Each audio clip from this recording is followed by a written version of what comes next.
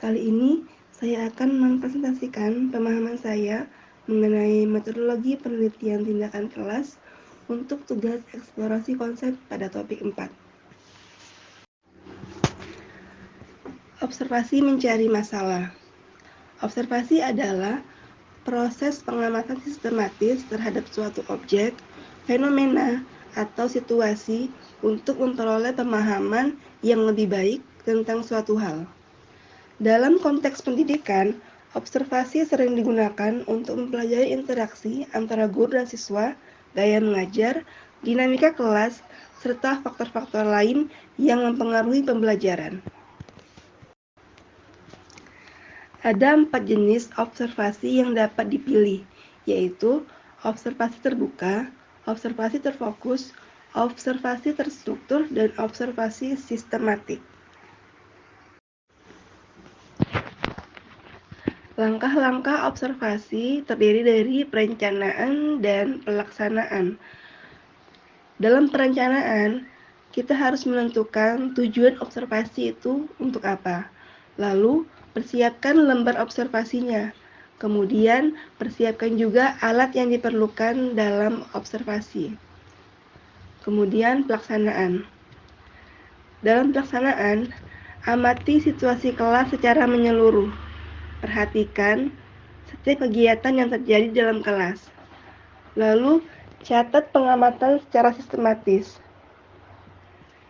Lakukan observasi secara profesional dengan menghormati guru dan peserta didik di dalam kelas. Mencari masalah. Masalah yang relevan adalah masalah yang mempengaruhi proses pembelajaran atau kinerja peserta didik secara signifikan.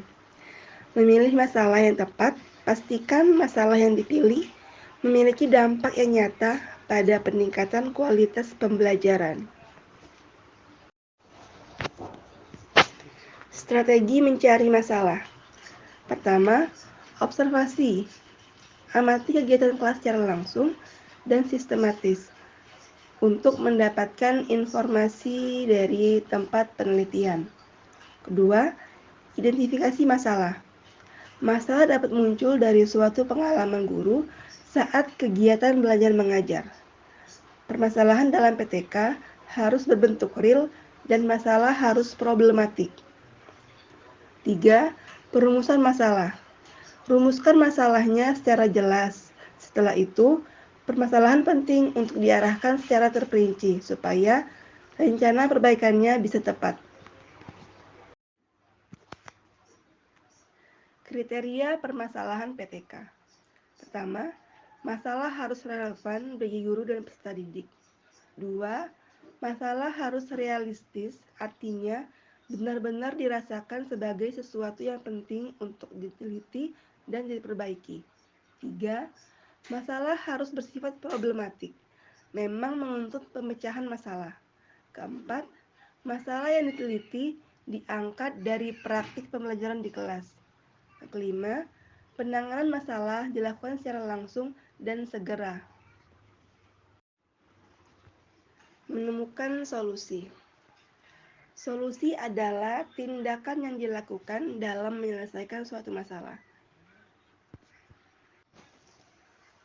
Solusi bisa berupa langkah konkret, rencana tindakan, kebijakan, atau strategi yang dirancang untuk mengatasi masalah tertentu.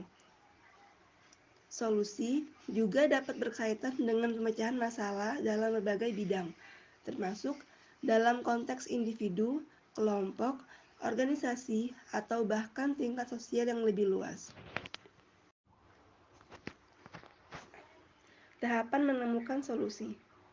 Pertama, lakukan observasi dan wawancara di tempat yang akan diteliti. 2.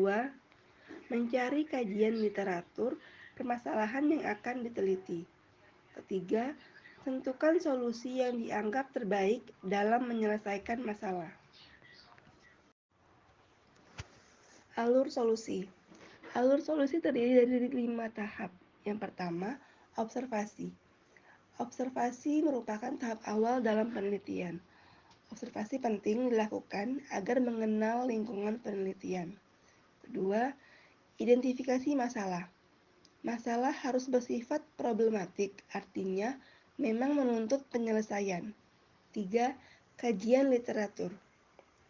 Penguatan teori yang relevan yang berhubungan dengan masalah yang akan diteliti. Empat, merumuskan masalah. Rumusan masalah harus mencakup deskripsi yang jelas antara kenyataan dan keinginan hasil penelitian. 5. Tentukan judul PTK. Judul PTK harus memuat masalah, tindakan, subjek, mata pelajaran, waktu, dan tempat penelitian. Perencanaan dan pelaksanaan PTK.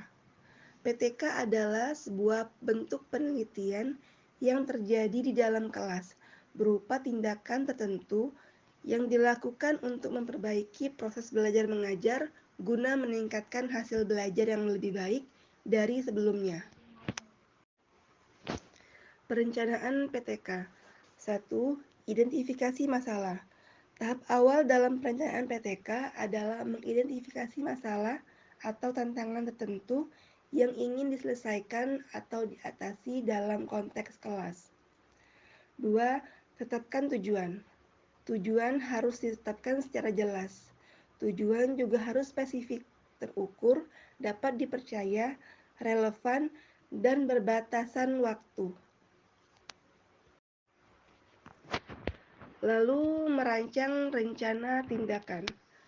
Rencana tindakan mencakup strategi dan langkah-langkah konkret yang akan diambil untuk mencapai tujuan yang telah ditetapkan. Ini mencakup pemilihan metode pengumpulan data, instrumen penelitian, dan rencana implementasi. Kemudian, tetapkan instrumen dan metode. Tentukan instrumen sesuai dengan tujuan penelitian. Instrumen penelitian dapat berupa tes, kuesioner, observasi, wawancara, atau kombinasi dari beberapa metode tersebut. Pelaksanaan PTK. Implementasi rencana tindakan. Tahap ini terdiri dari langkah-langkah pelaksanaan yang telah dirancang dalam perencanaan. Guru akan menerapkan strategi tertentu di kelasnya sesuai dengan rencana yang telah ditetapkan. 2. Pengumpulan data.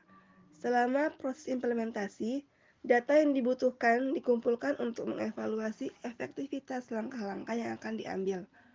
Proses pengumpulan data dapat berupa observasi, tes, kuesioner, atau pencatatan lainnya. Analisis data.